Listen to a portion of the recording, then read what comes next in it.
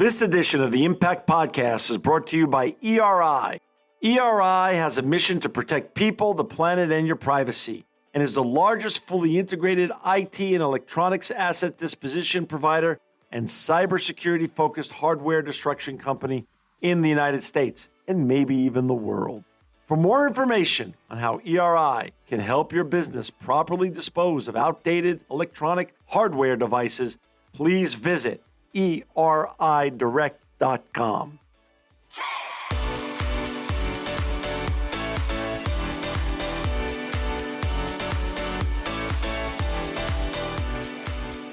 Welcome to another edition of the Impact Podcast. I'm John Shegerian. I'm so honored to have with us today Commissioner Ed Grayson of the New York City Department of Sanitation. Welcome to the Impact Podcast, Edward. Thank you so much for having me, John. It's a pleasure to be here today. Oh, and this is so much fun for me. I'm sitting in Fresno today. You're sitting in New York City, but it's like two Queens guys getting together and having a conversation over a New York City cup of coffee. This is a real honor because you're doing such great work. And for our listeners who haven't had a chance to get to know you yet or meet you, this story was in the New York Times. Such a wonderful story. He always wanted to be a garbage man. Now he's the commissioner. And I would love you just to say in your own words, you know, growing up in Ridgewood, what did that mean? He always wanted to be a garbage man. How did that even happen? And how did you end up where you did today, Ed? Well, thank you for that. Yeah, it's pretty interesting. So the reason why I always wanted to be a garbage man is basically it starts out familial. My dad was a garbage man. And, you know, when I was growing up in Queens, and especially even around anywhere, garbage man was an okay term. You know, sometimes, you know, it started to get, I'm an engineer. My dad, we call in my neighborhood, we call it the garbage man. And you know what? It had no, negative connotation to it. It was okay. And so my dad worked for the Department of Sanitation as a garbage man. And the interesting thing about it is that they kind of paraphrased that in the story is at some point, I was in like the fourth grade and the teacher asked me, she went around the room, and very nice woman. She went around the room and she asked everybody what they wanted to be when they grew up. Right. And, you can imagine, little Johnny wants to be an astronaut, who wants to be a baseball player, who wants to be, an international superstar. And they get to me and I stand up very proudly. I say, I want to be a garbage man. And by the way, I got to tell you that it was an interesting exchange because in fairness to her, I think that she may have wanted to take it in a different way just to, in case I was, self-limiting, Right. She probably had the best of intentions, except Right. I don't think she realized she was about to sort of insult my dad. So she says, well, why would you want to be that? And I says, oh, well, so then I answered, I said, well, my dad's a garbage man. And she said, well, maybe there's something, like she kind of was trying to lead it down a path of, well, maybe there's something else you want to be. And I was like, no. So we had this interesting exchange that, kind of set the tone for that whole school year. It was like, what are you talking about? What's wrong with that? And from then on, I really did. I always naturally, I love my father, but I love the trucks. I love everything that they were doing. And then interestingly enough, so everybody in my neighborhood, so everybody in Queens, in my section of Queens anyway, you used to, at some point, you got to a certain age where you were close to about turning 18. Right. And everybody in the neighborhood's father worked for the city or civil servant or, and you have to take the civil service exams in New York. So Right. If you want to work for the city, you have to take the tests. That's how you get on. So you would, as a rite of passage, you would go every Wednesday, you used to have to buy the newspaper and look for every test that was going to come out. And, you'd wait and you get the temporal list of when they're going to be. So I signed up to take the exams, all of them, every single agency, transit, everything, you name it, I took the test. And when the department, when the test came out, I took it and I got a score that was in the eligible pool for that tranche. And lo and behold, a new career was born. At that point in time, my father had already been retired for almost a decade. Oh, wow. So I never got to share, the joint temporal. We have people now, we have legacies on the job, the same way that like the police department has legacies and fire department. Right. We have a lot of that. I never shared a truck shift, so to speak, with my dad. He'd already been gone. One of the best pieces of advice he ever gave me when I started my journey with the department was, I said, oh, Dad, what do you think? I'm on your job. And he said, no, you're on your job. My job's over. And I said, oh, wow, like it sets the tone. Like, there was never any expectation. I just knew that he worked so hard. He went in every day and he was so dedicated. And that's really how I set the tone there. In addition to him, when recycling started in New York City, okay, the Department of Sanitation, naturally at the forefront, they started to bring on community outreach people. And my mother, oddly enough, in a completely separate and parallel track, because my parents are divorced, so they were already not work. They were already in a separated household, but it had already been a while. So just for my mother applied to the Department of Sanitation to become a community outreach person, to go out and teach people how to recycle in the mid-late 80s. So my mother was on the team of people that actually went door to door, delivering the pails and trying to solicit it and handing out the literature and doing community meetings and all this outreach to try to get people just to start the original recycling program. And then even before it became a law in 1989. So she was on at the front steps. And so it was a very interesting thing to have both representatives, because in New York City, the Department of Sanitation we run it paramilitary. That's how it is. It's got ranks and ratings, and we run it like the Army. Right? So when you first get hired, you're a sanitation worker. You have to take another civil service exam to become a supervisor of sanitation, which is the equivalent of a captain's rank. You wear captain's bars when you walk around, because now you're supervising a specified area and a certain number of crews. So when you think about our rich history, so the Department of Sanitation is 140 years old this year. We're about to turn 140. And when you think about, the department was formed in 1881, and then in 1895, they revamped the entire department, and the person that they brought in to redesign how we would service New York City all those years ago, he was former military. So he changed it from, specified work crews into a completely ranks, ratings, rows. You had to stand at attention and all that stuff. So completely revolutionized how it's been.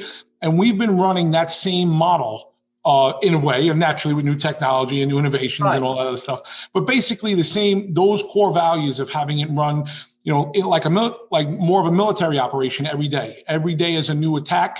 Every day is you're going after this sector, this frequency, this. And that's why we're really good, in fairness, at a lot of things that are strategic deployment based. We have a plan every day of how we're going to attack the city, and how, it's funny to attack, but how we're going to achieve our mission, so to speak. Every single day there's a plan. Without it, it's one thing to know, tonnage and trends and whatnot, but you have to have a plan of how you're going to navigate the terrain, make all the service commitments, get it offloaded, get all of the trucks back empty. There's a lot involved. Most people, when they look at it, I mean, you're an industry insider, you know how intricate it all is, how many moving parts, but you would be surprised how many people have no idea. They have zero connection from what happens, right after they get from the kitchen to the curb. They have no idea the network of things that are going on in the background to try to come to a final resting place of that waste. I want to go back to that day-to-day thing in a second, but first I want to go back to mom and dad. Is mom and dad still alive with us? I am blessed to say that mom and dad they're both 75. My father is retired in Florida, loving life. He did very well for him. He's good. And my mother is here in New York with us. But yeah, they're both long retired, and they are both thankfully healthy, and I'm okay. I'm blessed to have them. So Ed, tell me, how proud are they now? You're the commissioner of sanitation in New York. I mean, mom was in recycling before it was ever cool to be green. Yep. And dad did, started at the ranks you did and became a supervisor, like you said, a captain. Yeah. How proud are they now of their son, Ed? I mean, both of them are beaming. I mean, I have to tell you that there was never it was an interesting thing. My parents were pretty simple. They were, work hard, do the right thing. They both cared about the community. So in addition to whatever they were doing for their living, my mother was a community activist. She was on the local school board, and, she spent so many years trying to give back to I grew up in Ridgewood, Queens. She loved Ridgewood, that whole Ridgewood, Glendale area, that community board. So the city is broken up into community boards. We lived in Community Board 5 in Queens, and my mother was a member of the community board. She just, that's who she was. So to her, if you were going to be somewhere, you needed to be giving back. You needed to be doing more, not it was never just about us. What else could we do? I mean, my mother's done so much for the education. She was always championed, kids' education, and that was her big thing. That's why she fell in love with the recycling opportunity, because it was the ability to teach people stuff, and she used to love giving the in-classroom presentations. Like, she was at the forefront of going to all the schools in New York City and teaching people with props. She'd be holding up bags of this is recyclable, this isn't, really just going all out with it. And my dad too. My dad was the kind of guy where he was the neighborhood handyman. If somebody needed something, he was a very handy guy, could build anything, could fix anything. Very talented man with his hands. And he would always he was at somebody's house, whose washing machine broke back in the days before, everything became a disposable world, and you changed screens and windows, and if something, you changed lock cylinders and not the whole lock. And that's what the people would call my dad, and this doesn't work. I remember as a kid, so it's a funny thing. I didn't grow up we weren't financially challenged. Both my parents were working, but we had a modest household, nothing fancy, knock around folks. That's how we would describe it here, right? Yeah. But I don't mind saying, we had TVs, because, people would throw TVs out all the time. And, sometimes my father was the first e-waste recycler. Let's put it that way. He would, there was a couple of TVs that didn't find their way to the back of the truck, if you know what I mean. But that's because some people didn't know this was back in the day when you used to just change the picture tube. Right. Tubes. I know, right? But if you were the guy who knew that a $1 tube could get your whole TV, we're in business. That's a good deal. So it's interesting. I think of how many things.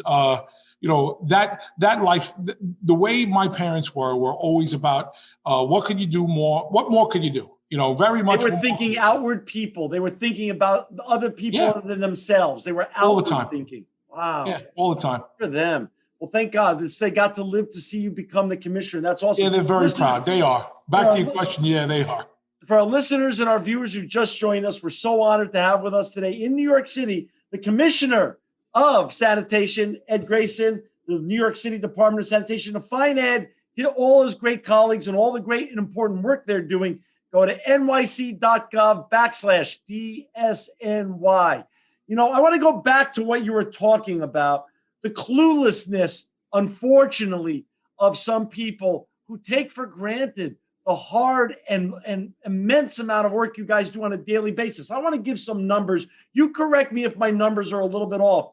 But on a daily basis, you have 10,500 tons approximately of residential and institutional garbage in New York City, and 1,700 tons of recyclables every day that you have to manage and take care of and get rid of. Yeah, that's around about the average. Yes, that's the size of that's the scope of the daily work. Yes. Unbelievable. And also, what people don't really realize, and I've realized later in life, is that also under your leadership, it comes down to also clearing and keeping clean the litter and the snow off of approximately, give or take, 6,300 miles of streets. Correct. 6,300 miles. I mean, even when you're a kid like me who grew up in Little Neck, very similar to you in Queens, another part of Queens, and in New York City as our backyard, I never think of it as 6,300 miles. Yes. I mean, that's a huge. So how many employees under you that you manage to do all of this delicate dance, all the time? So the department has about 9,500 employees in total. And for the front line, so the men and women behind the trucks, the men and women who supervise that operation, all the field staff. So everybody, we were talking about the two tranches of the uniform of this agency. We have uniform and we have the non-uniform support staff. There's about 7,000 members of service, a little over 7,500, actually close to 7,500 members of service that are in a uniform. And, and it's a very interesting dynamic. And so we have the sanitation workers, supervisors, and the chiefs and that whole uniform side. And then we have countless mechanics. We have this incredible trade staff, the skilled trade. We have, because in addition to that number of employees, so almost, let's say, depending on the budget year, so to speak, anywhere from 9,500 to 10,000 employees. But it's also this incredible fleet of trucks and this incredible footprint of properties. So we have, garages for every, community board that we service. And we have, offices and satellite dispatch locations because we don't fit in every place. So when you think about it, it's just this huge bit of real estate, a very big network of buildings. So then you have building maintenance and, boiler makers and all. You don't always think of, how vast and how much you have to have on an operations front, between physical plant into, administrative offices. And then naturally, we sometimes, when you're in the thick of it, you think of we forget to mention everybody that's back of the house. We have this incredible team in our fiscal services and HR. And, we think about, I know we're going to get into it, but you think about what's been going on through the pandemic. Right. Some of the most, you talk about what's essential for us. There's the essential of the essential, and meaning it's one thing to completely champion everybody on the front line out there day to day. Right. Another subset inside our own department of heroes are literally that team in HR and fiscal services who were there to make sure that benefits were in place and paychecks were going out. Because especially now, at the height of the pandemic, when you think of, it's so interesting when you think of the term critical and essential. Right. Yeah, you need frontline people to be out there in our world moving those piles. But in the end, they're doing that on the basis of their commitment, but also on the faith. And having people in the back of the house that were also working from home and doing everything necessary to make sure that all of those administrative functions were happening. So critical, so critical. I mean, and working from home for the first time in the history of the DSNY. This was unprecedented. To manage what you manage and the balancing act and the delicate dance that you were doing. How did the, obviously the COVID tragic period has affected all of us, both personally, professionally, and otherwise. But as a leader, Ed, how do you manage also fiscal challenges that you're faced with while you try to manage keeping up the services that people have, a little bit taken for granted, but at least have minimally come to expect also?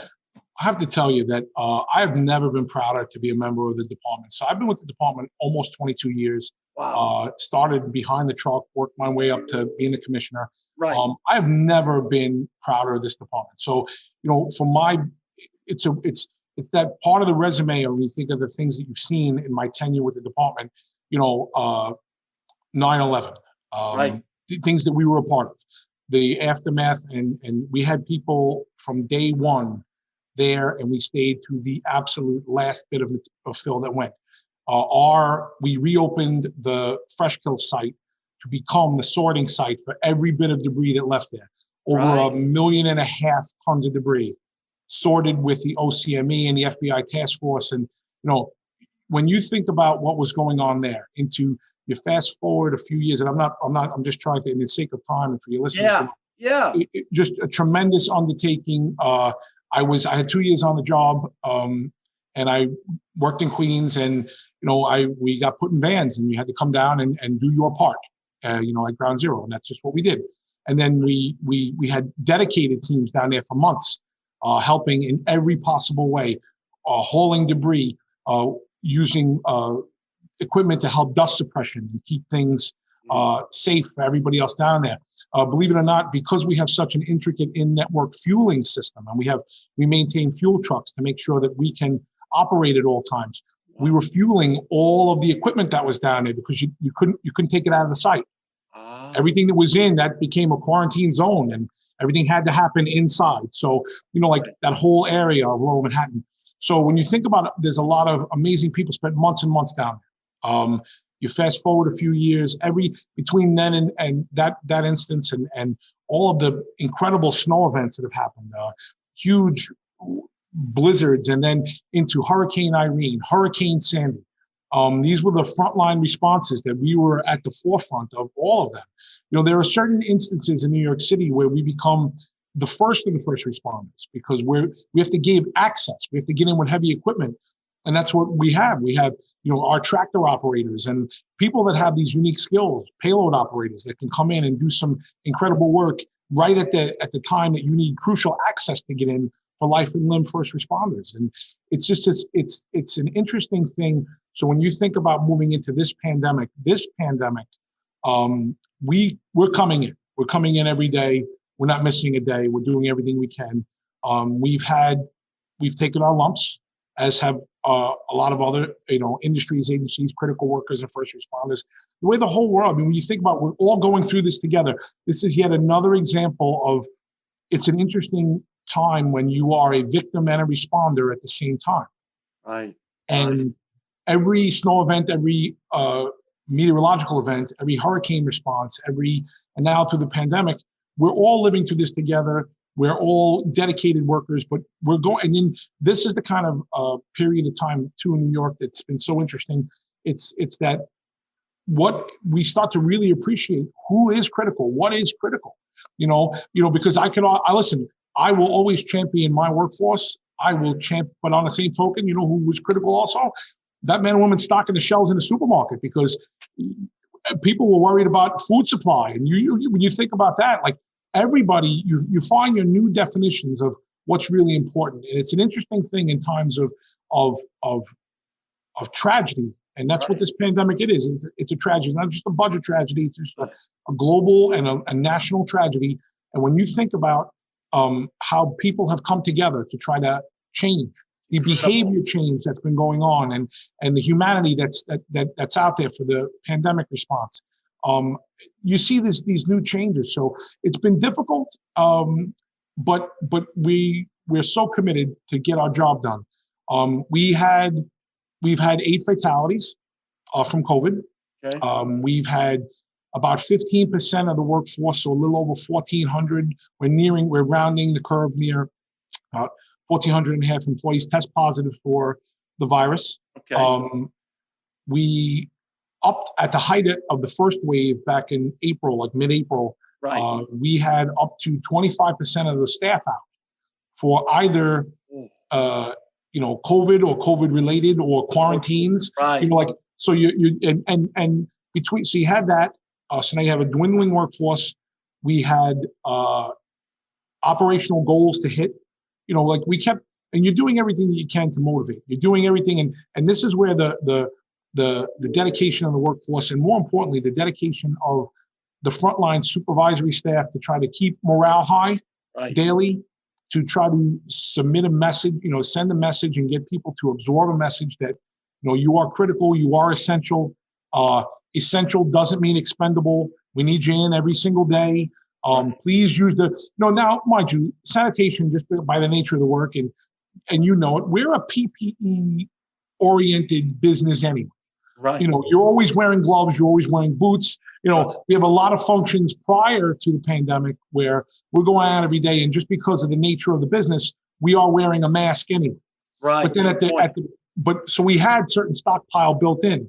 But then at the height, when we started, getting low with masks, just like everybody else on the East Coast, when that first tranche of when masks, and then even for us to say unequivocally to work with our workforce and come up with, we were doing bandanas, we were doing things differently, simply because we wanted to have those masks for healthcare frontline. Then you look at because we would talk to our own workforce and just remind them, if anything happens here, like one of the things about sanitation work, the industry is it's, and mind you, there's a whole bunch of people working to change that. One of the most dangerous jobs in the world. When you think it's, year over year, whether there's a pandemic or not, it's just a dangerous job. So the likelihood of someone getting hurt and then needing medical attention, that's how you have those conversations. You say, we need the nurses to be in. We need them to be there because you might need a doctor. It's a weird thing. Like there's always the in fairness, you wouldn't mind, certain swap out professions in a pinch. We've all seen those disaster movies, but I'm signing up for a doctor if I can get one. You know what I mean? Like I'm not, like anybody can't step in, for certain things. So, it's trying to keep morale high. It's trying to navigate weird waters. As far as then the aftermath of that, if you can get through that and the physical plant challenge, because let's face it, everybody, we all know, think about the change in our world now. We talked about telecommuting, we talked about a few things, but if you're an industry like ours, right, I can't pick up the garbage from home, right? So that There's no telecommuting with the there's garbage. no, so now most physical plants that house large dispatch, you have a lot of room for the equipment, but you usually sacrifice the personnel space, meaning you build locker rooms that are very efficient. Right. You know, a couple of lockers, right? There's not 6 feet in between lockers in a locker room. I mean, everybody could just think about, even if you don't know what it's like to be a sanitation worker or someone who goes, think about high school, think about a locker, like think about the gym. Like you don't have, there's no 6 feet between you and that person, right? There's nothing. So when you think about how do you manage large swaths of people who typically do come in and want to have a change of clothes. Right. And want to, right, at the end of a day, you're looking to, so it was trying to adjust schedules, adjust collection times. And then you got to think that the entire network of that, and we back to how intricate it is a lot of people, it's behavior. You know, when you think about it, so it's 12,000, a little over 12,000 combined tons a day of material out, right, in a specified area that we told the public to put it there. Right. So now we have a service commitment. So now there's that estoppel between you and the public and the oath that you took. And then the interesting thing is we told you to put it there. And while you're okay that we came, us coming now at 2 o'clock in the morning when you were just about to hit REM sleep, that's going to stick in your craw. So, you think about this, the fluidity of what we've all come through together. So that's why it's not just the departments had to make these adjustments. The public has made so many adjustments. We've been working with them. They've been working back with us. It's a very, I applaud everybody across all industries who have really, especially response providers as well, who have really had to change the way that they've operated in a world that has been also completely there's not a ton of firmament. And you got to be right now is the time where you have to be very flexible. Right. One of the things, I'm glad you asked me about the budget simply because here's a prime example of a misalignment of things. Couldn't have come at a worse time. Let's put it that way. Right. I don't ever want to sign up for a pandemic again. And I hope that for all of your listeners, that we never have, I hope we never, ever have to do this again. I want it to end. I hope we never do it again. You, Ed. I'm with you.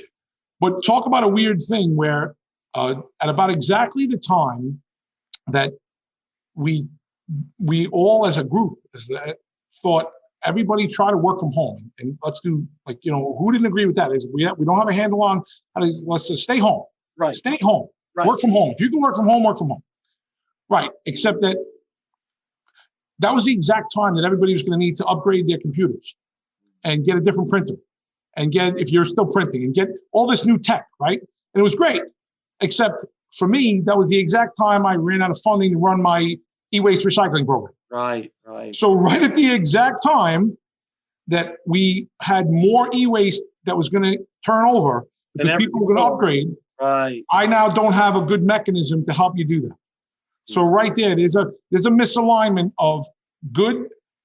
Nobody's going to disagree that that's a good move for public safety. Right. And now it creates a portion of the waste stream at the exact time that's now increasing for upgrades that I can't do because we were doing this great program it was expanding and we was finally able to, get some e-waste at the door, at your curb. Yeah. Put it out and we could come get it, make an appointment. We were coming to get it. And we didn't have the funding to continue that program. And let's be clear, John Doherty, Catherine Garcia, now you. You're filling big shoes and great people. John's still a living legend for, Absolutely. I got the pleasure of getting to know John.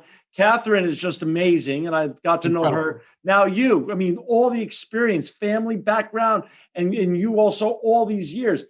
And I know you're a humble guy. That's just how Queens guys are. I just know it. That's my background. But the e-waste program, let's be clear, is one of the trademark successes of DSNY. It's the most successful residential e-waste recycling program, bar none, in America, maybe the world. And like you said, the tragic COVID period created a misalignment in need versus ability to service. Just nuts. Hey, how about vaccinations? We're all now trying to get back to hopefully a new better, Ed. How has the vaccination process been going with your department in New York City? Well, I would like to. So the vaccines, and and it's right now. There's the vaccinations in New York City. They have we're following the guidelines from the state, and there is specific categories of employees and classes of employees that have been included. And as of right now, as of this conversation, my frontline workers, the men and women who do the residential recycling, they are not included in the current category they're not included.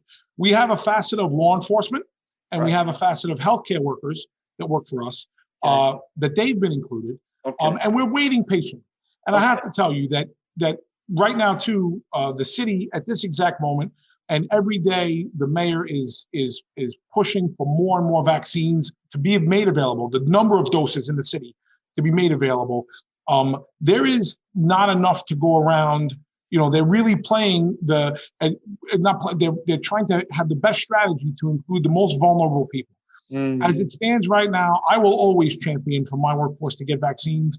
I want them at the front line. We're very anxious to be included, widespread, and I think that we're looking forward to that.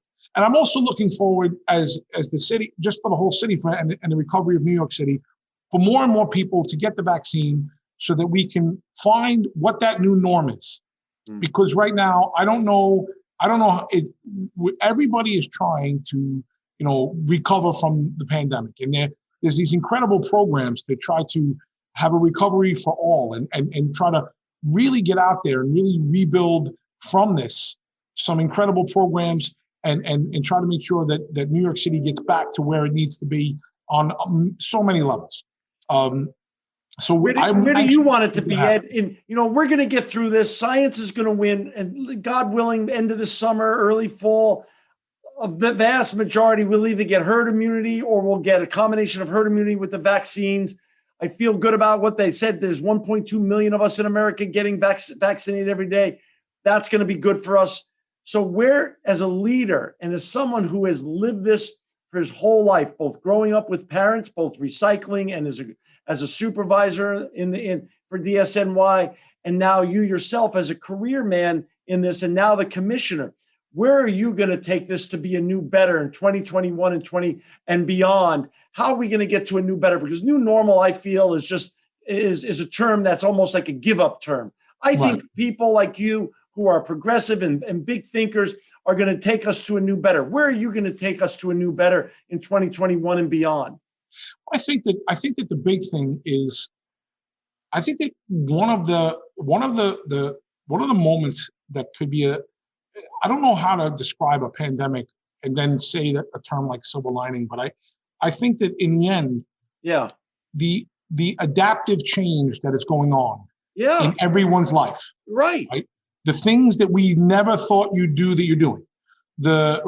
So resiliency, the resiliency that we've all shown together. So when you think about this forced evolution of what's happening on how you behave, it's a forced evolution. So usually things are this slow period of maturation, and yet now we've all kind of hit it, and we'll have to and somebody much smarter than me one day will look back and think what was lost and what was gained in that increased warp speed of maturation. But inside of that as well, considering that we've all had to re-look at so many other things in our life, this is exactly the time to get people to change their behavior with the waste stream.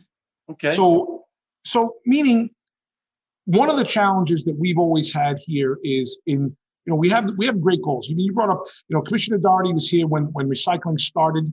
He wasn't even the commissioner yet. He was ushering in that age, but then in his entire tenure as our commissioner, he championed recycling. And then when we got Commissioner Garcia, she just took it to the whole next level. Right. Residential, the organics program, 0 by 30, the entire campaign. Those are big things. They're great things. The e-waste program. These are great things that took us to another level.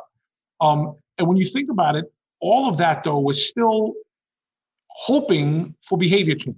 Right. And I don't mean it like that. They did everything that they could. Right. But, it's that slow maturation of behavior change. And now and both of them also faced times where they had to reduce their footprint because of budget.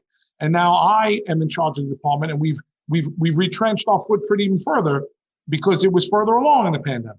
Wow. And now you say to yourself, even though you've lost a step, right now, though, there are a lot of people rethinking how they live, how they behave, what's right for me.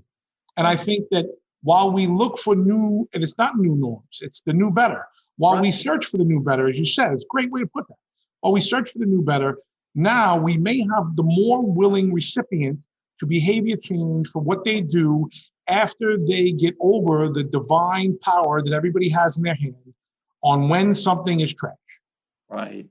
Most people don't even look at it that way. It's an interesting way to put that, but when you literally walk around daily with this, incredible divine power that you hold in your hand to say, this is waste to me. And then the hardest part I've always thought of getting people to make the right decision on what they do with that is that it was tough enough to make the first decision. Right. Most people only like making a couple of decisions. They don't want to make big ones. You think, and now that I've decided it's waste, oh, wait a minute, now I have to pick which container it goes in. Now I have to pick, am I going to hold on to it because I want to put it out on the right day or the wrong day? And while they're tiny obstacles, I find that it's those obstacles that's been the struggle for a lot of places, specifically in the municipality, when you're trying to do large scale municipal programs.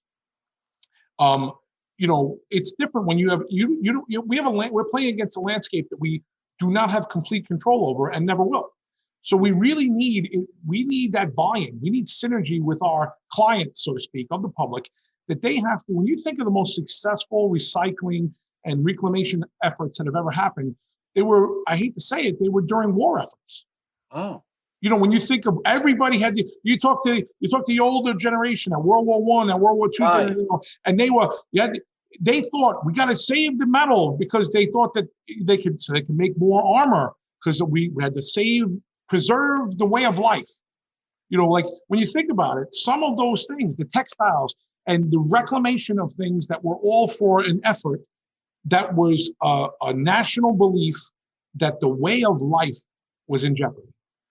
And if you can somehow bottle that or channel that into letting people understand that the waste stream needs to be managed.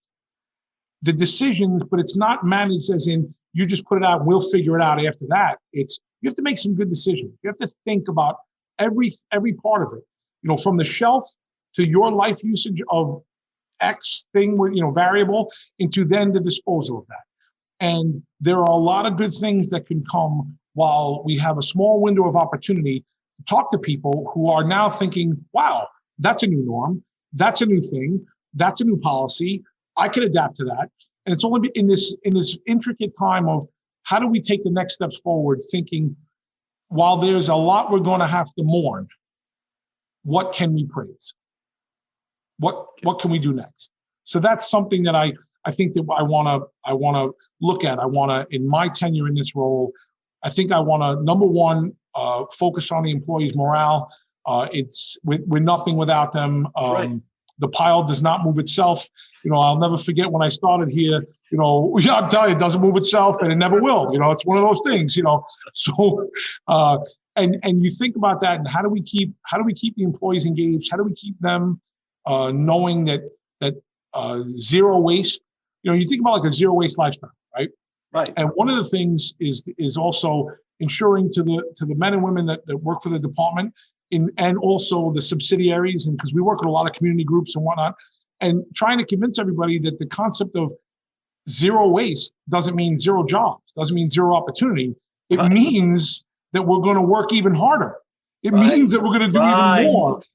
But you got to remember that sometimes, it depends on how it's thought of, or how it's explained, and it's trying to get buy-in both from the people we service as well as the people who do the service for us, and letting them. I think that there's expansion opportunities. I think that that we all have a lot to get past. So I don't know the temporal moment, but I think that if we can have that running narrative, have those talks, do what we can do. One of the terms that I appreciate, but sometimes gets also misused is, you think outside the box. Right. Right. But in some cases, you need to think inside the box because there's about an inch of room left in there. If we can get it, there's so much that is underutilized in that 1 inch that's left in that box. And when you think about how people have had to retrench, they've augmented their entire lifestyle. So to try to get them to do something that seems completely out of, I'm not doing that. But yet on the same token, they might do the 4 or 5 little things that they weren't doing before out of convenience or out of, it didn't matter, like, oh yeah, whatever. And now they'll do it. And it's inside the box. So it's not that moonshot, but you can get people doing excellent behavior change in a smaller footprint only now because they're doing it now. People are washing their hands now more than they ever washed before. Right. So as silly as that is as a comparable, more than ever before, people are washing their hands. Right. So now that's something that we could have done every day. It was always there. It was always soap. There was always water. It was always a process. There it was. Right. And yet there, everything. It's been there all the time, but people are washing their hands. People are thinking about things that they never thought of before that I would argue are completely inside the box. There's nothing fancy about it. And yet more and more people are doing that. So when you think about that, that's the same level of gains on good thought process building. Right. Setting the new tone of building blocks on how people can behave and interact with the waste stream, make good decisions that are more sustainability based, make good decisions when they are presented with a proposal for behavior change and rule change and municipal governance, where they can say, oh, okay, that makes sense, only because right now they have to take in a lot. And maybe the door is open for those kind of discussions. Hey, for all listeners out there that want to find Ed Grayson, Commissioner Ed Grayson, and his great colleagues at the New York City Department of Sanitation, go to nyc.gov/DSNY. Ed, thank you for your time today. It's been a joy and an honor to have a fellow Queens guy on with me on the Impact Podcast. It might be a first for me, actually. And also, if there's anyone who's going to take DSNY to a new, better, it's you, Ed Grayson. I'm telling you, I know John Doherty, I know Catherine Garcia, and I know New York City because that's my hometown. And I just loved our time today. And I'm so excited to come be able to meet you in person one day. And anything I could do to help to support your efforts, we're here to support because New York City should get to a new, better. And I'm so glad you're leading the DSNY in that direction. Thank you so much for all your time today, for making the world and New York City a better place. John, thanks to you. It's been an absolute pleasure. This edition of the Impact Podcast is brought to you by the Marketing Masters. The Marketing Masters is a boutique marketing agency offering website development and digital marketing services to small and medium businesses across America. For more information on how they can help you grow your business online, please visit themarketingmasters.com.